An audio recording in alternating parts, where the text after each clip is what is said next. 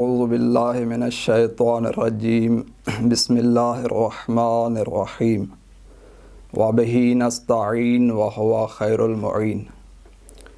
محترم ناظرین کرام، السلام علیکم ورحمۃ اللہ وبرکاتہ۔ ہماری آج کی گفتگو کا عنوان شب قدر کے عنوان سے ہے۔ کل کی گفتگو میں ہم نے شب قدر کی اہمیت کو ذکر کیا تھا کہ ایسی بابرکت اور بعظمت رات کہ جس میں اللہ تبارک و تعالی نے قرآن کریم کو نازل کیا۔ آج کی گفتگو میں مزید شب قدر کی اہمیت اور اس کے اعمال کے بارے میں ذکر کریں گے۔ اس سے پہلے کہ ایک خوبصورت جملہ ایک بزرگ عالم دین کا کہ وہ اس رات کی عظمت کے بارے میں فرماتے ہیں کہ یہ وہ بابرکت اور بعظمت رات ہے کہ جس رات میں مالک ذی قدر نے رسول ذی قدر پر امت ذی قدر کے لیے کتاب ذی قدر کو نازل کیا۔ وہ ایسی بابرکت اور بعظمت رات جس کی فضیلت کو بیان کرتے ہوئے امام جعفر صادق علیہ السلام فرماتے ہیں کہ لیلۃ القدر قلب و شہر رمضان، وہ رات بعظمت اور بابرکت والی رات ہے جو ماہ رمضان کا دل ہے۔ اور اس کے بعد بحار الانوار کی 40ویں جلد کے اندر روایت میں آیا ہے کہ اس رات کو سیدۃ اللیالی کہا گیا ہے، جس طرح ماہ رمضان المبارک کو سیدۃ الشہور کہا گیا ہے کہ وہ بعظمت مہینہ ہے کہ جو باقی مہینوں کا بھی سردار ہے۔ اسی طرح اس شب قدر کو سیدۃ اللیالی یعنی پورے سال کی راتوں کی سردار رات کہا گیا ہے۔ تو یہ وہ بابرکت اور بعظمت رات ہے کہ جس میں انسان کی تقدیر کو لکھا جاتا ہے اور انسان کی زندگی کے مستقبل کے فیصلے ہوتے ہیں۔ گویا کہ اس رات میں زندگی، موت، رزق اور ہر خیر و شر، اطاعت و نافرمانی کے فیصلے اس رات میں مقرر کیے جاتے ہیں۔ آئندہ سال کے تمام تر چیزیں اس سال میں لکھ دی جاتی ہیں۔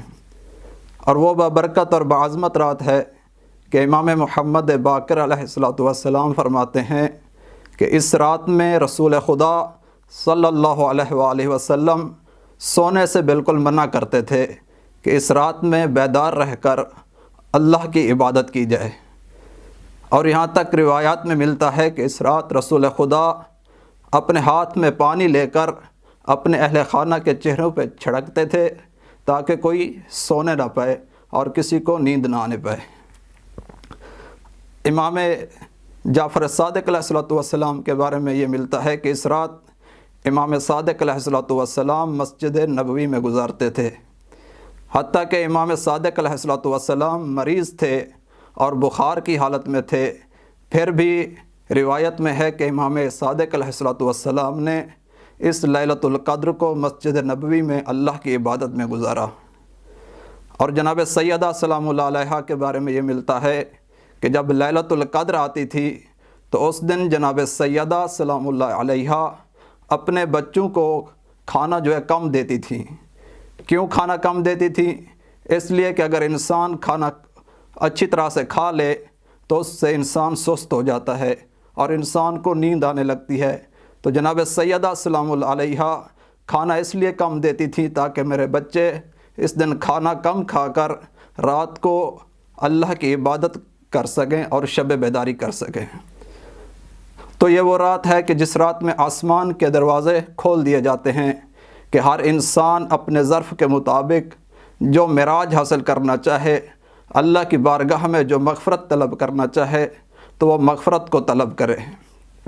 اور یہ ہر انسان کی اپنی قسمت ہے، ہر انسان کے اپنے ہاتھ میں ہے کہ وہ اس رات کی فیوز و برکات کو کس انداز سے سمیٹنے کی کوشش کرتا ہے، اللہ کی بارگاہ میں کس انداز سے آتا ہے۔ اللہ نے اپنی رحمت کے دروازے کھولے ہوئے ہیں۔ جس طرح کل کی میں نے ایک روایت ذکر کی تھی رسول خدا کی کہ فرمایا رسول خدا نے من ادرک لیلۃ لیلۃ القدر فلم یغفر لہ، کہ جس شخص نے لیلۃ القدر کو پایا اور اپنے گناہوں کی مغفرت کو حاصل نہ کر سکا فابعدہ اللہ، تو اللہ اس کو اپنی رحمت سے دور کر دیتا ہے۔ گویا کہ لازمی ہے کہ اگر اللہ کی رحمت کے سائے میں آنا ہے تو اس شب کے اندر لیلۃ القدر کے اندر اللہ کی بارگاہ میں مغفرت کو حاصل کیا جائے، اپنے گناہوں کی مغفرت کو طلب کیا جائے۔ تو یہ مختصر سی اہمیت اور فضیلت ہے شب قدر کی۔ اب آتے ہیں اس بات کی طرف کہ اس رات کے اعمال کیا ہیں۔ تو عزیزان گرامی، یہ 3 راتیں ہیں۔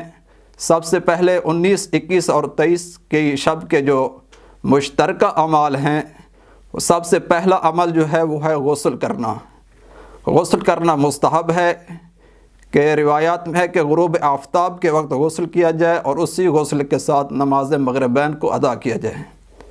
غسل کے بعد دوسرا جو عمل ہے وہ ہے 2 رکعت نماز پڑھنا، اور اس انداز سے نماز پڑھنی ہے کہ الحمد کے بعد دونوں رکعتوں میں 7 مرتبہ سورہ توحید یعنی سورہ قل هو اللہ احد کی تلاوت کرنی ہے۔